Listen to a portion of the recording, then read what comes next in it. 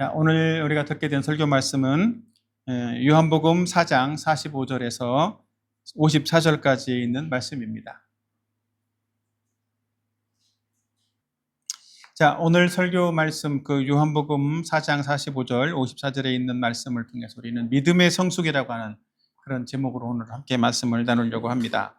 오늘은 요한복음 강의 17번째인데 우리가 지난주에 했던 요한복음 16번째 강의를 잠깐 복습하도록 하겠습니다. 지난주에는 어떤 말씀이었죠?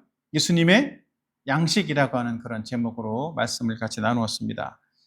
특별히 예수님이 드셨던 신비한 양식이 무엇인가 라고 하는 면들을 함께 나누었는데, 첫 번째로는 예수님의 양식은 하나님의 뜻을 이루는 것이다, 그런 내용들로 첫 번째 대제에서 말씀드렸고, 두 번째로는 영혼을 구원하는 것이 예수님의 양식이었다라는 거예요. 그러니까 예수님은 이 땅에 오셔서 영혼을 구원하는 일들을 하셨고, 그 일이 마치 양식, 주식인 것처럼 예수님의 주 업무로, 주 일로 그 일을 이루는 일들을 하셨다라는 거죠. 자, 오늘은 이제 그 말씀 뒤에 이어서 예수님이 이제 갈릴리로 오셨다라는 그런 말씀을 하시는데, 오늘 두 번째 갈릴리에 오셔서 행했던 두 번째 표적 사건에 대해서 같이 말씀을 나누려고 합니다. 특별히 이 자리에 있는 사람들 중에는 어릴 때부터 교회에 다닌 사람들도 있을 것이고, 또 최근에 이렇게 성장해서 예수님을 믿게 된 그런 사람들도 있겠지만, 우리가 가지고 있는 기독교 신앙, 기독교의 믿음은 한 번 믿었다라고 해서 끝, 이게 아니라 그 믿음은 계속 자라난다라는 거예요. 처음에 예수님을 믿을 때 그 믿음은 마치 갓난아이가 태어나는 것처럼 사실은 생명을 가지고 있을 뿐 별로 아이가 할 수 있는 게 없어.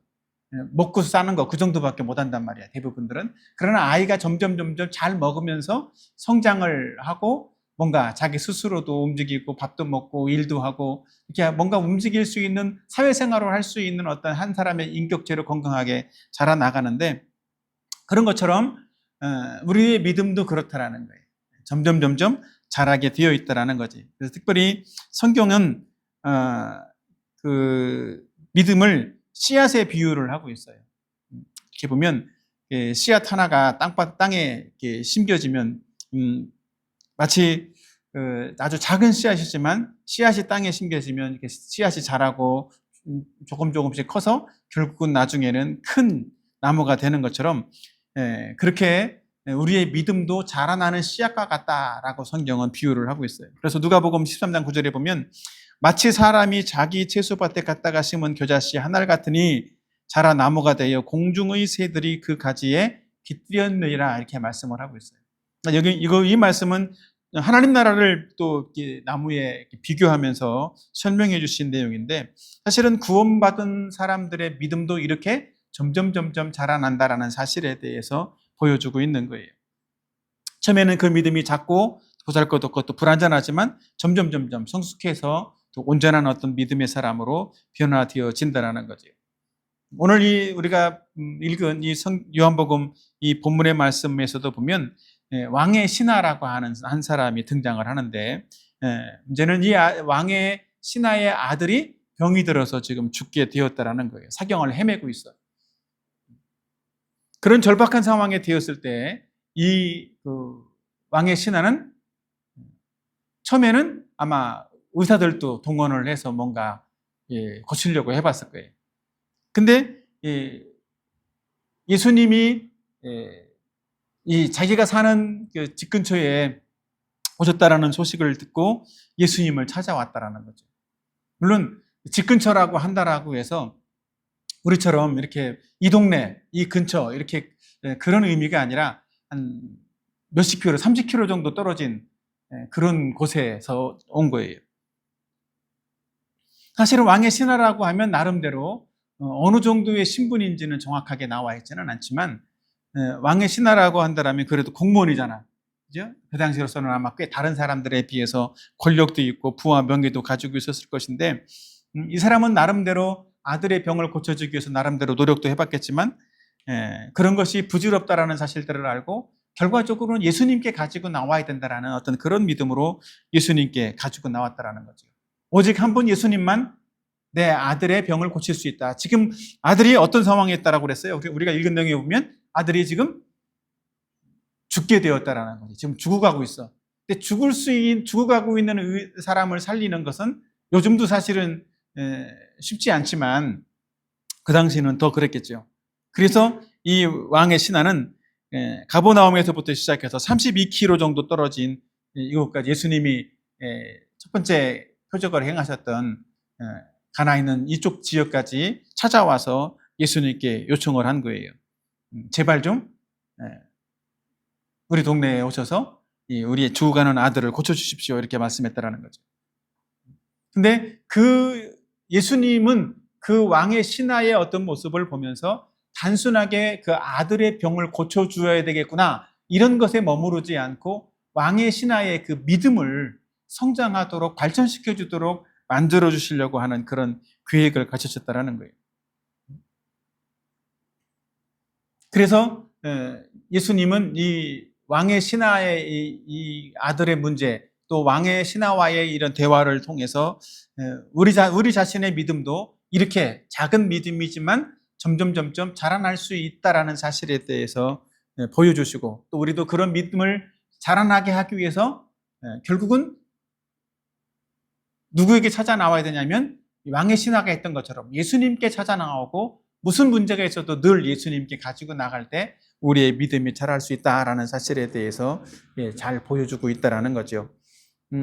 오늘 특별히 이 말씀을 잘 듣게 된다라고 하면 우리도 어떻게 하면 우리의 믿음이 자라날 수 있을 것인가, 이런 것들을 배우게 될 줄로 믿습니다.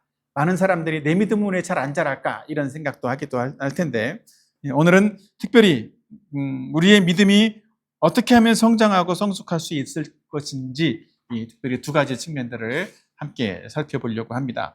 첫 번째로는 우리가 예수님께 나가 기도할 때 믿음이 성숙해진다는 거예요. 믿음이 자라난다는 거라고. 어떤 때?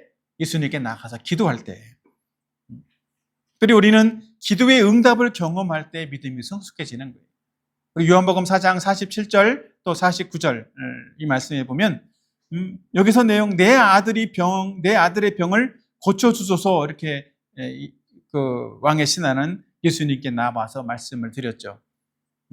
그가 거의 죽게 되었습니다. 거의 죽을 지경입니다. 그래서 제발 좀 우리 아들이 죽기 전에 내려오셔서 고쳐주십시오, 이렇게 요청을 한 거죠. 이것이 이렇게 예수님께 나오는 것이 믿음의 첫 번째 단계라는 거예요. 간절함으로 예수님께 나가는 것이 믿음이다라는 거예요. 우리의 문제가 생겼을 때, 우리는 이런 이제 병이라고 하는 외적인 문제도 있죠. 또 우리에게 있는 어떤 문제도 있어? 내면의 문제도 있어. 갈등의 문제. 또 어떤 내면의 어떤 우울함이든지 소외감이든지 여러 가지 어떤 다른 문제들도 있을 수 있어. 자기의 성격의 문제일 수 있고, 특별히 우리 내면에서 가장 중요한 거, 내 믿음의 문제, 내가 구원받아야 될 내 영적인 문제에 대해서도 예수님께 가지고 나가야 된다는 거예요. 많은 경우의 사람들은 외적인 문제, 공부 잘하고 건강하고 돈 벌고 이런 것들만 가지고 나가려고 하는 그런 경향들도 많이 있는데, 실질적으로 제일 중요한 것은 나의 내면의 문제, 내 영적인 문제를 가지고 예수님께 나가는 것이 가장 중요하고 필요한 일이라는 거예요. 근데 여기 나왔던 이 왕의 신하의 모습을 한번 잘 봐봐. 왕의 신하는 어떤 문제에 대해서 이렇게 어떤 믿음을 가지고 있었는가? 49절에 보면 뭐라고 되어 있어요? 내 아이가 죽기 전에 내려오십시오, 이렇게 말씀을 했다라는 거죠.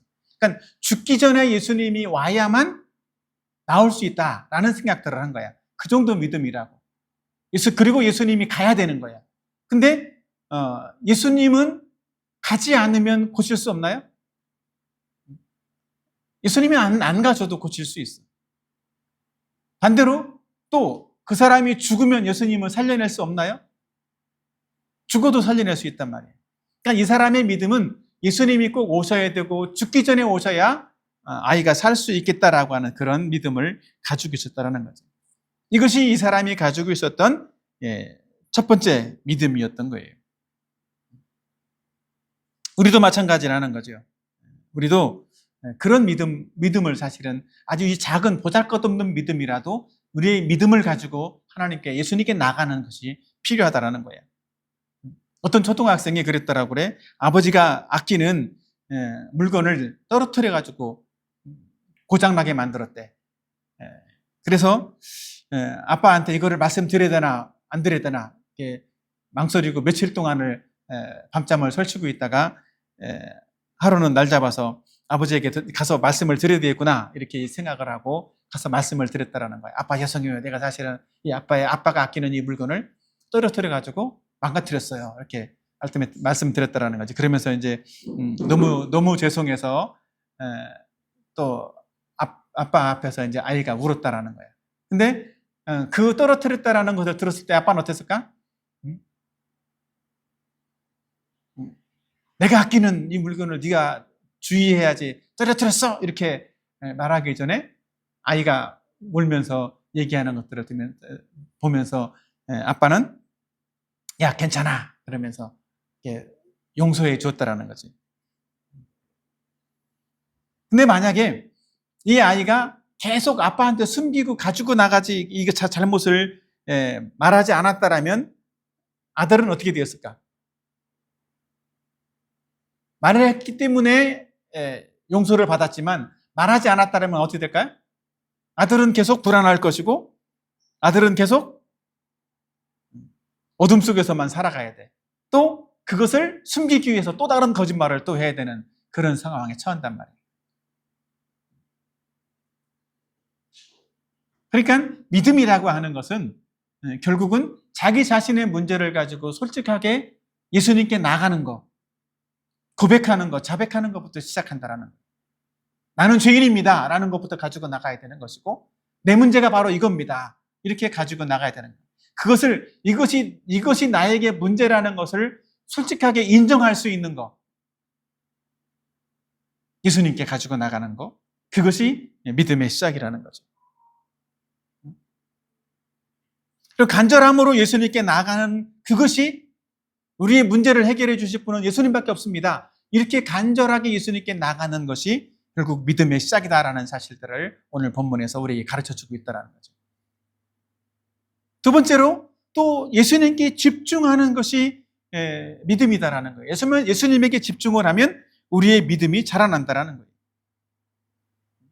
내가 삶에 문제가 있을 때 항상 그 문제를 가지고 자기 스스로 나 혼자 내 능력으로 해결하려고 하지 말고 어떻게 하라고?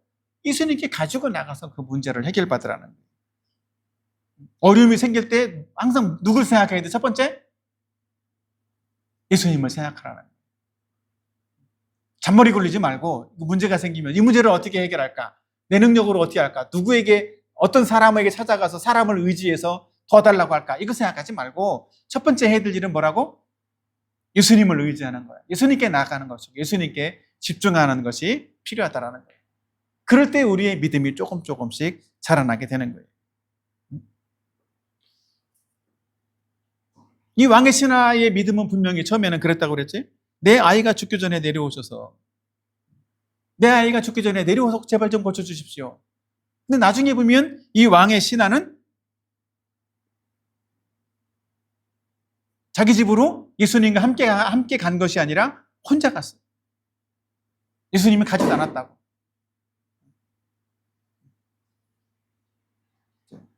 혼자 갈 수 있었던 것은 이 사람에게 그만큼의 또 다른 믿음이 한 단계 업그레이드 된 믿음이 생겼다라는 것을 보여주고 있는 거라고. 어찌됐든 우리는 늘 예수님이 오시든 오시지 않든 직접 오셔서 고쳐주시든 안 고쳐주시든 우리의 시선은 항상 어디에 고정되어 있어? 예수님이 오셔도 예수님께 고정되어 있어야 되고 예수님이 오시지 않아도 예수님께 고정이 되어 있어야 된다. 내 문제는 항상 해결해 주실 분은 오직 예수님밖에 없다. 이 사실들을 우리는 생각을 해야 된다는 거죠. 사실은 많은 사람들이 고난을 당하고 있고 어려움을 당하고 있는데 어려움을 당하고 있는 이유는 뭘까? 결국은 다 나의 부족함과 나의 죄와 나의 실수와 이런 것들 때문에 그런 거예요. 그런데 우리는 반면에 그런 다른 이면의 것들을 생각을 해봐야 되는데 우리가 당하는 고난, 물론 우리의 잘못 때문에 시작이 된 것이긴 하지만 우리가 당하는 고난 이면에 하나님의 축복이 있다라는 생각들도 우리는 생각을 해야 돼. 그래서 고난은 위장된 축복이다. 이런 말도 있어요. 고난이 있을 때 결국은 어떻게 된다고? 고난이 있을 때 그 고난 속에서 예수님께 나갈 수 있다면 그 고난은 우리에게 복이 된다는 거예요. 예수님께 나가지 않고 내가 해결하려고 하면 그냥 그 고난은 생고생으로 이렇게 마칠 수밖에 없는 거라고. 그러나 그 고난을 예수님께 가지고 나가기만 한다면 그 고난은 바뀌어서 우리에게 복이 되어서 돌아올 수 있다라고 하는 거라고. 그래서 우리에게 있는 모든 문제는 절박한 마음을 가지고 예수님께 가지고 나가서 기도해야 되는 거예요. 그래서 예수님도 왕의 신하가 우리 집에 내려오셔서 이 아들을 좀 고쳐주십시오 이렇게 말할 때 예수님이 직접 가지 않고 가라. 네 아들이 나았다. 네 아들이 살았다. 이렇게 말씀으로 그 아들의 병을 고쳐주셨다라는 거예요. 실제로 이 왕의 신하는 말씀을 통해서 아이가 회복되는 경험을 했더라고요. 그 내용은 조금 이따 두 번째 대체에서 같이 좀 더 자세하게 나눌 겁니다. 어쨌든 기도의 응답을 통해서 우리는 하나님을 경험하는 거예요. 경험하다 보면 그걸 통해서 우리의 믿음이 자라난다라는 거죠. 하나님에 대한 믿음이 쌓여져 나가는 거예요. 그것은 많은 어떤 경험들이 필요한 거예요. 예전에 암벽 타는 사람들의 얘기를 들었는데 암벽 타는 사람들 되게 위험하잖아. 이렇게 그 각도가 되게 심한 이런 그 높은 그 바위도 그냥 걸어서 올라가는데 암벽 타는 사람들이 신는 신발에 있어요. 니치와 이러는 게 있는데 이게 밑바닥이 일반 운동하고 좀 다르게 이 바위에서 잘 안 미끄러지게 되어 있단 말이에요. 근데 그 사람들은 안다라는 거예요. 많은 경험을 통해서 어느 정도의 각도까지는 내가 아무 다른 장비가 없어도 그냥 이 신발만 신고 있어도 미끄러지지 않는구나 이거를 안다라는 거예요. 그래서 그 믿음이 계속 경험적으로 반복되다 보면 이제 능숙한 어떤 사람이 된다는 거죠. 근데 보통에 처음에 하는 사람들은 각도만 조금 이렇게 높아지면 떨어질까 봐서 미끄러질까 봐서 부들부들 떨다가 진짜로 미끄러진다. 북한산에 보면 그런 데가 많이 있어. 그런 암벽들이. 어찌됐든 우리의 믿음이라고 하는 것들은 그런 거라는 거예요. 우리가 처음 믿을 때에는 결국은 보잘것없는 그런 믿음, 연약한 믿음을 가지고 있지만 우리의 믿음은 점점 자라나면서 견고하게 성숙한 믿음으로 바뀌어져 나간다는 거라고. 그 믿음은 무엇을 통해서 우리가 하나님께 나가서 기도하는 것들을 통해서 또 응답을 받는 것들을 통해서 이루어진다는 거죠.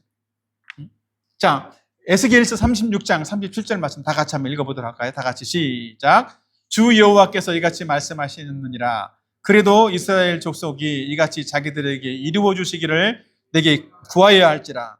내가 그들의 수요를 양떼같이 많아지게 하되. 여기 보면 하나님의 말씀은 결국 뭐라는 거야? 그들의 수요가 양떼같이 많아지게 하실 것을 하나님이 계획하셨을지라도 뭐를 해야 된다는 거야? 이스라엘 족속이 자기들에게 이루어 달라고 기도해야 된다는 거야. 기도가 전제되어 있어야 된다라는 사실들을 말씀을 하고 있는 것이고 기도할 때 내가 너희들에게 응답해 줄 거야 이렇게 말씀하고 있다는 거죠. 자, 야고보서도 한번 같이 볼까? 야고보서 1장 6절 시작. 오직 믿음으로 구하고 조금도 의심하지 말라. 의심하는 자는 마치 바람에 밀려 요동하는 바다 물결 같으니. 그러니까 우리가 기도한다라면 기도할 때는 어떤 마음을 가져라고? 믿음을 가지라는 거야. 하나님이 우리의 기도대로 이루어 주실 것에 대한 믿음을 가지라는 거라고. 우리가 기도해도 받지 못하는 이유 중에 하나는 응답받지 못하는 이유 중에 하나는 이거예요. 믿음으로 기도하지 않기 때문에. 설마 되겠어? 이러는 마음으로 기도하니까 기도의 응답이 이루어지지 않는 거라고. 그러나 우리는 큰 일이든 작은 일이든 우리의 모든 삶의 일에서 항상 하나님께 가지고 나가 기도해야 돼. 많은 경우에 사람들은 그렇게 생각한다고. 작은 이 정도의 일은 하나님께 기도하지 않아도 나 혼자 할 수 있어. 누구의 친구의 도움으로, 누구의 도움으로 할 수 있어. 이렇게 생각한단 말이에요. 그리고 어려운 일만 예수님께 가지고 나가는데, 그런 것이 아니라 큰 일이든 작은 일이든 항상 우리는 예수님께 가지고 나가서 기억해야 된다는 거라. 기도해야 되는 거예요. 예수님께 항상 가지고 나가서 모든 일을 예수님께 가지고 나가서 기도하자. 자, 정리합니다. 네.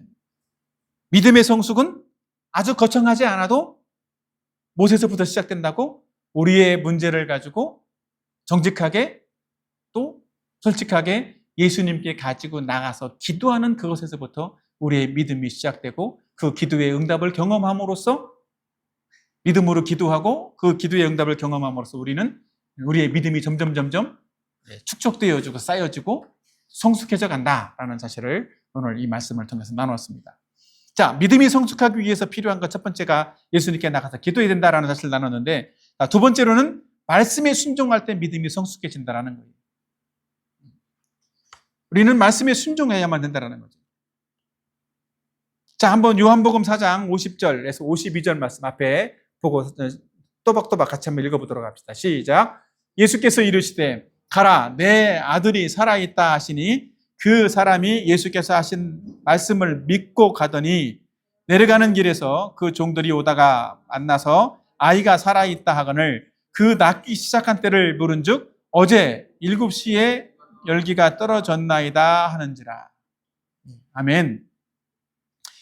이 왕의 신하는 어떻게 됐어? 예수님이 하신 말씀을 믿고 갔다라는 거예요. 그렇죠? 네 아들이 살았다. 예수님이 말씀만 하셨는데 내 아들이 살았다라는 것을, 지금 죽어가고 있는 것들을 보고 왔는데 살았다라는 그 말씀을 하셨을 때 그냥 이제 살았구나, 고쳤구나, 나음받았구나, 그리고 믿고 갔다라는 거죠. 근데 가다 보니까 아까 32km라고 했잖아. 32km라고 가니까 32km면 여기서 어느 정도 되는 줄 알아? 우리 동네에서 김포공항에서 그 잠실 종합운동장 정도까지가 32km, 아마 그 정도 될 거예요. 그러니까 꽤 시간이 많이 걸리는 거리죠. 1km 얼마 정도에 가? 몇 분이면 1km 걸어갈 수 있습니까?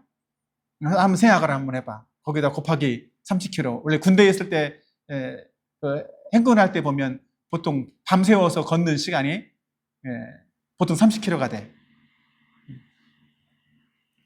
어찌됐든 왕의 신하는 분명히 믿음을 가지고 갔다라는 거예요. 그러니까 우리가 왕의 신하를 통해서 보여주는 우리의 믿음이 성숙할 수 있는 방법, 이건 뭐예요? 하나님의 말씀에 대한 순종이라는 거예요. 말씀을 믿고 순종하는 거예요. 그럴 때 믿음이 자라나게 된다는 거라고. 눈에 아무런 증거가 보이지 않을지라도, 이 왕의 신하도 분명히 그러잖아. 네 아들이 나았어, 살았어. 그랬는데 뭐 증거가 있어, 없어요? 증거가 아무것도 없잖아. 그럼에도 불구하고 믿고 갔다라는 거예요. 믿고 순종했다라는 거지. 그것이 믿음인 거예요. 그럴 때 믿음이 성숙해져 간다고.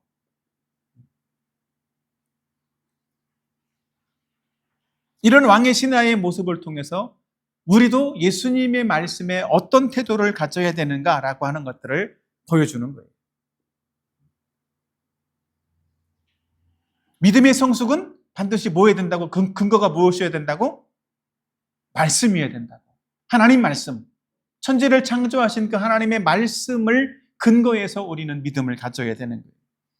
하나님의 말씀이라면 반드시 이루어질 것이다. 이 확신과 믿음을 가져야 되는 거예요. 하나님 말씀에 대해서 의심하지 않는 것, 이것이 성숙한 믿음으로 가는 길인 거라는 거예요.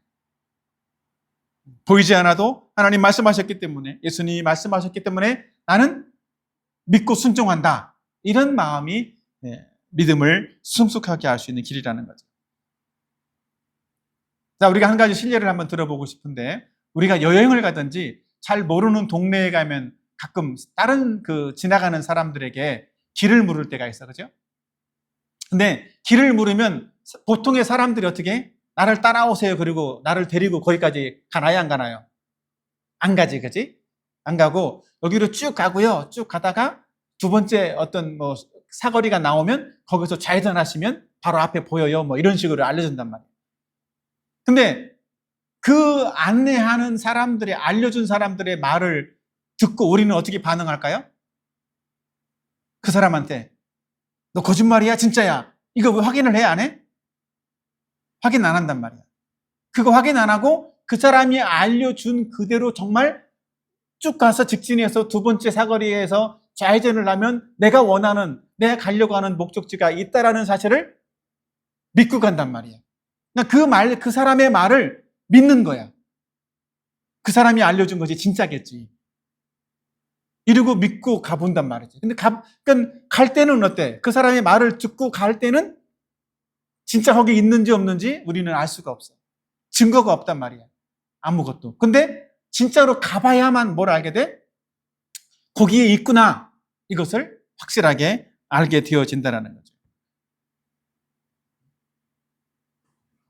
그런 것처럼 우리의 신앙도 마찬가지라는 거예요.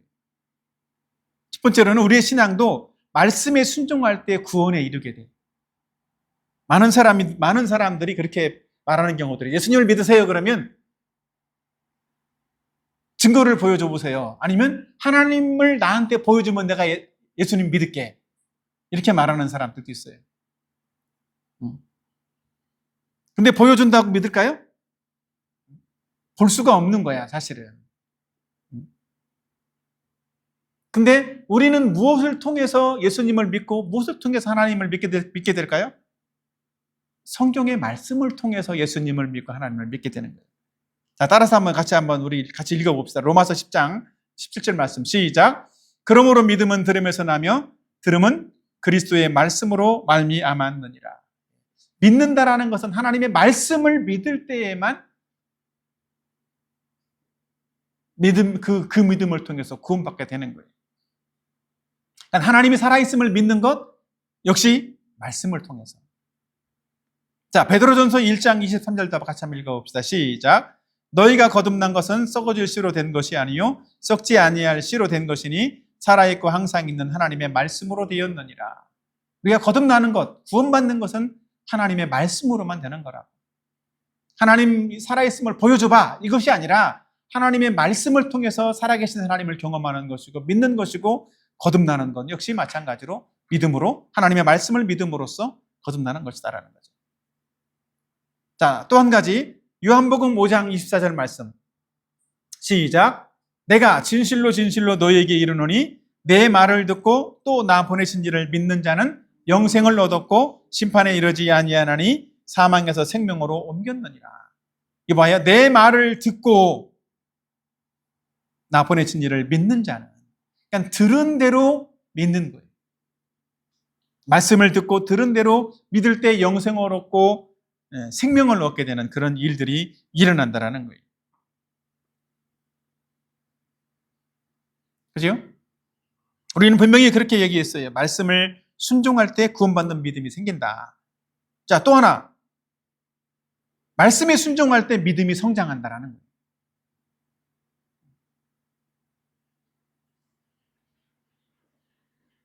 말씀에 순종할 때 믿음이 생기기도 하지만 그 믿음이 자라나는 것도 말씀에 순종함으로써 가능해진다는 거죠.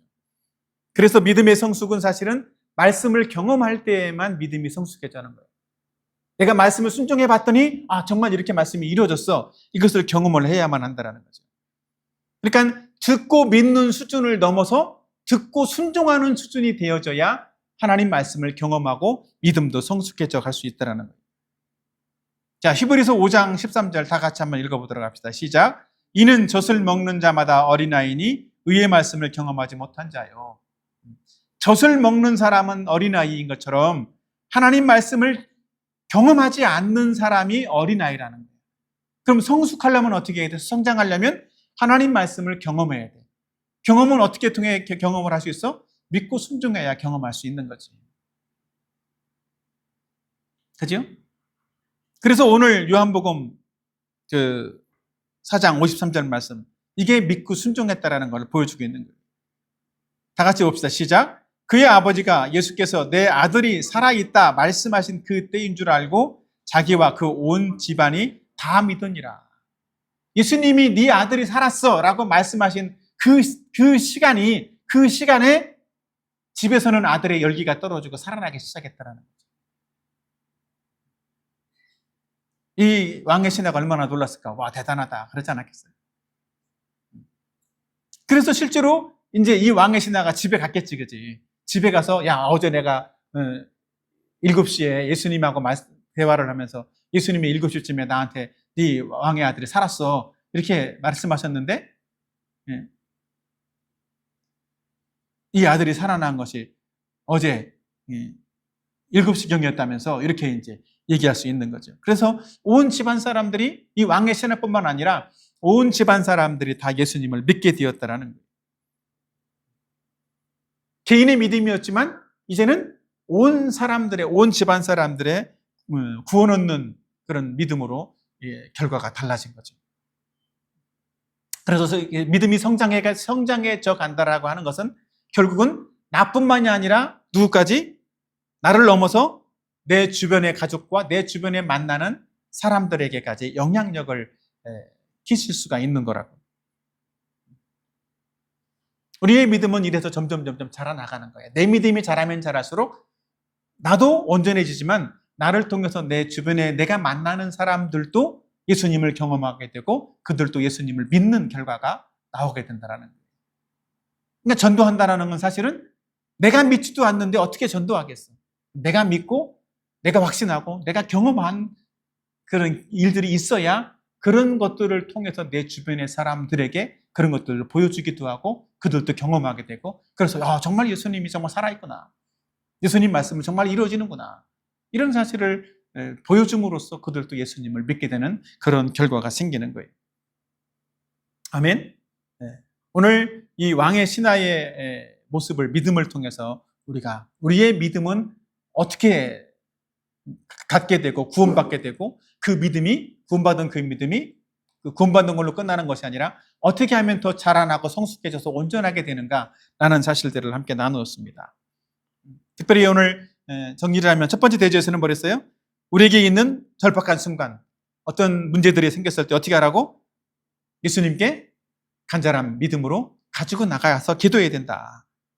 그리고 모든 일에 예수님께 집중해야 된다는 거예요.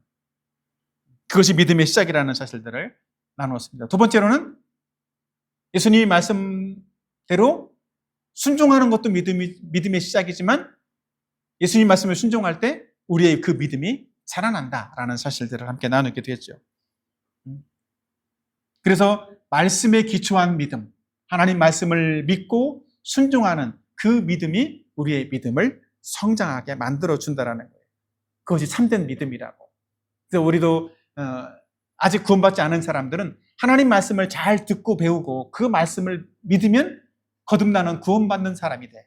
그리고 이미 구원받은 사람이라면 내가 하나님 말씀을 순종하고 경험함으로써 실질적으로 그 말씀을 경험하는 그런 믿음이 쌓여져서 믿음이 성숙하고 온전해진 그런 사람이 될 수 있다는 거죠. 이러한 믿음, 성장하는 믿음을 소유하는 저와 여러분이 되기를 예수님의 이름으로 축복합니다. 아멘.